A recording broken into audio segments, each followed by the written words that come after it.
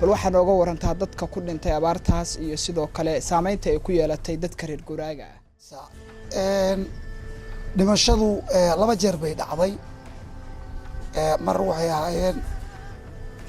hal nin iyo laba caruur ah oo dhalay oo iyagu waa sii horeysay marna waa dhowaan oo meel la yidhaahdo tuudi ama toga tuudi ayay ka dhacdo gabar ayaa ku dhimatay guud ahaan 4 qof way dadka dhintay geeli baa dhimanaya arigii baa baktiyaya dameerii baa baktiyaya daayeerkii baa baktiyaya ugaartii baa baktiyaysa adiga maadaama aad tahay gudoomiyihii degmada Bandarbayla wada shaqayn intee leeg baa kala dhaxaysa guddiga gurmadka abaaraha heer Puntland iyo heer gobol hay'adaha waxaan leeyahay war wixii aad haysaan dawaa'iga caalamku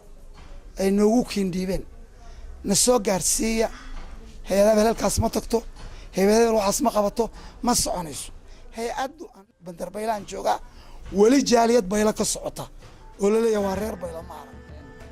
ma jiraan dad xoolaha ay ka leedeen oo magaalooyinka iyo degmada Bandarbayla ku soo xirooday yaaba ma taqaanaa aniga igu beeray carada waxa kamid ah biyaha la soo qaadaya markaas meelaha area-da laamiyada ku dhow kaliya ay heedo ku daadinay dib looma daadagin dhulkii hoose ee loo baahnaa biyaha in la gaarsiiyo dhulka ay ma taqaanaa ka fog laamiga ee abaartu ay ka jirto in biyaha la gaarsiiyo loo